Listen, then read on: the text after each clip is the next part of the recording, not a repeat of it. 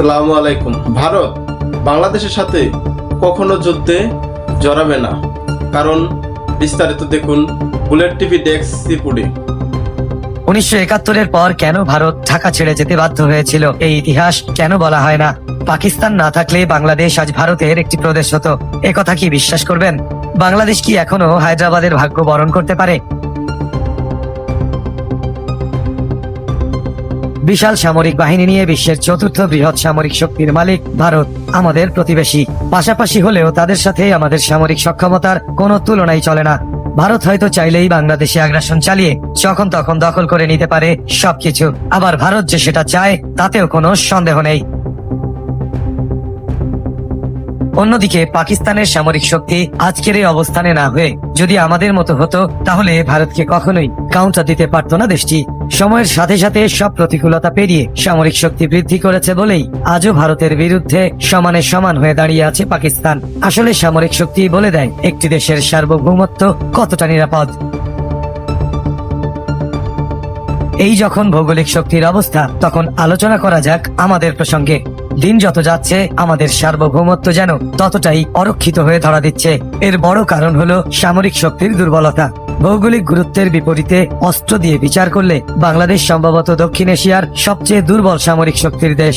আর এই অবস্থা চলতে থাকলে বাংলাদেশকে ভারতের হায়দ্রাবাদের মতো পরিণতি ভোগ করতে হবে বলে মনে করেন সামরিক বিশ্লেষকরা। আর ভারতও সেই অপেক্ষাতেই আছে।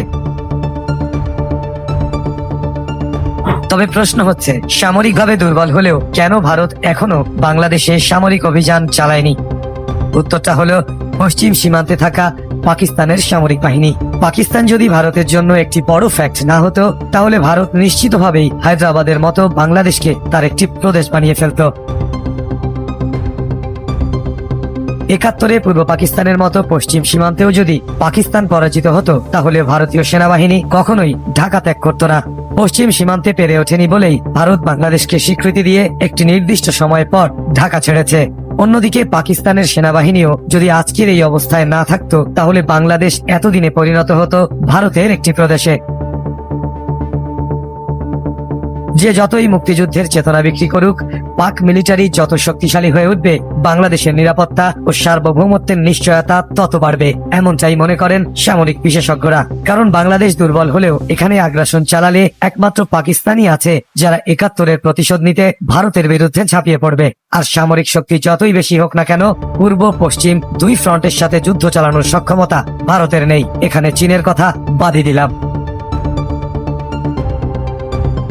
1999 সালে কার্গিল যুদ্ধের মতো 2025-এ মোদি যদি পাকিস্তানকে কোণঠাসা করতে পারত, তাহলে এতদিনে বাংলাদেশে পরবর্তী আগ্রাসন চালিয়ে ফেলত।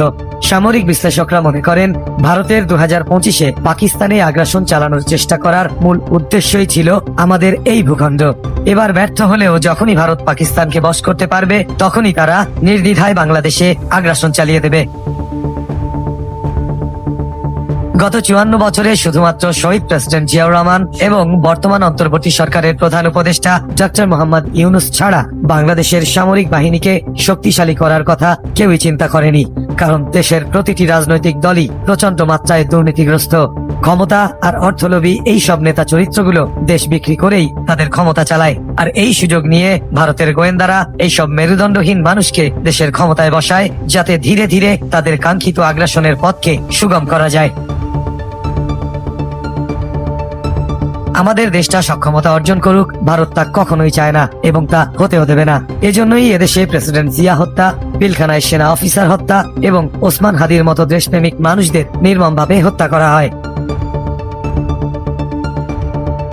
তবে বর্তমান অন্তর্বর্তী সরকারকেই সবচেয়ে বড় ভূমিকা নিয়ে যেতে হবে। ক্ষমতা ছাড়ার আগেই পাকিস্তানের সাথে সম্পূর্ণ কূটনৈতিক, রাজনৈতিক এবং সামরিক সম্পর্ক স্থাপন করে বিশ্বাসঘাতক ভারতের দুই পাশে একটি শক্তিশালী সামরিক বলয় তৈরি করতে হবে। আর এটাই বাংলাদেশের সার্বভৌমত্ব রক্ষার একমাত্র পথ।